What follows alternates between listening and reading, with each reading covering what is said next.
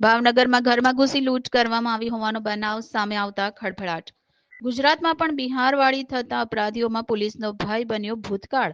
ભાવનગર શહેરમાં બિહાર અને યુપી જેવી ઘટના સામે આવતા ખળભળાટ મચી જવા પામ્યો છે. રોડ ઉપર કે જાહેર સ્થળોએ જ્યાં લોકો અપરાધીઓના ભયના કારણે ડરના માહોલ વચ્ચે જીવી રહ્યા છે, ત્યારે હાલ એક મહિલાને તેના ઘરની અંદર આવી લૂંટી લેવાનો બનાવ સામે આવ્યો છે.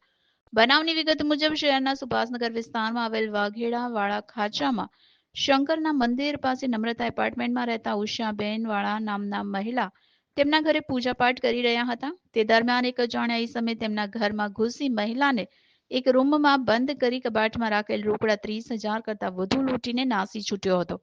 લૂંટારુએ મહિલા સાથે પણ બળજબરી કરી હોવાનો તેમજ સોનાની બુટ્ટી પણ ગાયબ હોવાનો આક્ષેપ મહિલા દ્વારા કરવામાં આવ્યો હતો. પોલીસે ઘટના સ્થળે પહોંચી તપાસ હાથ ધરી છે. ઓકે, તમારું નામ? ઉષાબેન. ક્યાં રહ્યો બેન? સુભાષનગર. સુભાષનગર કયા વિસ્તારમાં? શંકરના મંદિર. શું થયું?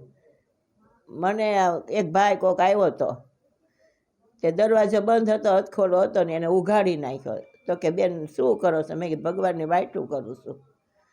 તો કે વાયટું મૂકો હેઠી કે ચાવી કબાટ છે તમારે? મેં કીધું હા. તો કે ચાવી? મેં કીધું ચાવી મારે કબાટ ખુલ્લો જ હોય. એમ કરી અંદર ઘૂસી ગયો અને બારણાને બંધ કરી દીધો, આકડીઓ મારી દીધો.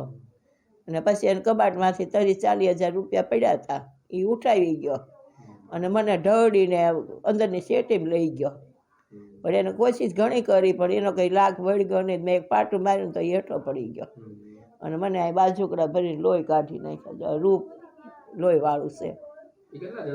એક જ ભાઈ હતો.